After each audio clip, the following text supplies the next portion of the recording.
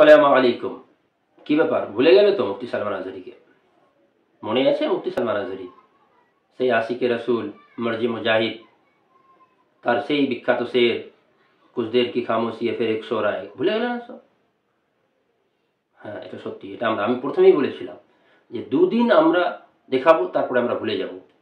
এই জন্য আমাদের বাঙালিদেরকে মির্জা বা আমাদেরকে বিভিন্ন রকম বিশ্বাসঘাতকতার সাথে আমাদেরকে তুলনা করা হয়।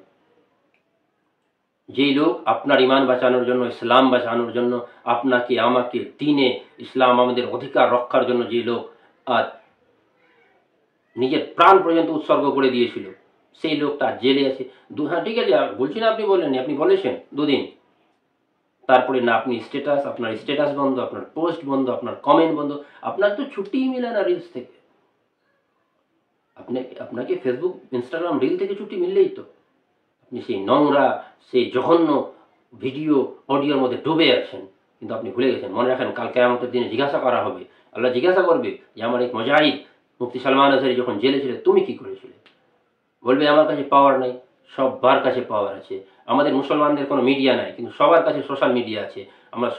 আমরা যদি চাই, নিজে মিলান। হ্যাঁ, আপনাকে বলছি, আপনি হিসাব মিলান। কদিন স্ট্যাটাস লাগিয়েছেন, কটা পোস্ট করেছেন মুফতি সালমান আজহারিকে নিয়ে? কার জন্য জেলে গেছে মুফতি সালমান আজহারি?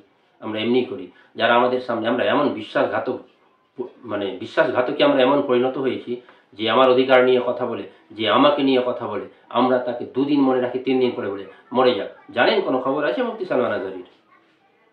কেন বন্ধ হলো পোস্ট? প্রত্যেক মুসলমান যারা এই মুফতি সালমান আজহারির মতো যে মুজাহিদরা আমাদের নেতৃত্ব দেন, আমাদের লিডারশিপ হয়ে সামনে হয়ে আমাদেরকে এগিয়ে নিয়ে চলার প্রচেষ্টা করেন, এদের যদি আমরা সাথ ছেড়ে দিই, তো প্রত্যেক মুসলমানকে কাল হাসরের মাঠে আল্লাহকে জবাব দিতে হবে। তাই মুসলমানরা, তোমার মিডিয়া নেই, কোনো মিডিয়া তোমার নেই, পুরো দেশের মিডিয়া তোমার শত্রু আছে, কিন্তু তোমার কাছে media, social media, WhatsApp, Facebook, Twitter, Instagram যা আসে, তার মধ্যে তুমি পোস্ট করো, যেন স্ট্যাটাস, পোস্ট, রিয়াকশন সালমান আজহারির প্রতি বন্ধ না হয়। এবং আমরা এখনও যেন তার জন্য দোয়া করি, আল্লাহ তার রিলিজের, তার রেহাইয়ের ব্যবস্থা করে দিই। কিন্তু আমাদের যা দায়িত্ব, আমাদের উচিত, আমাদের ভোলা উচিত নয় মুসলমান।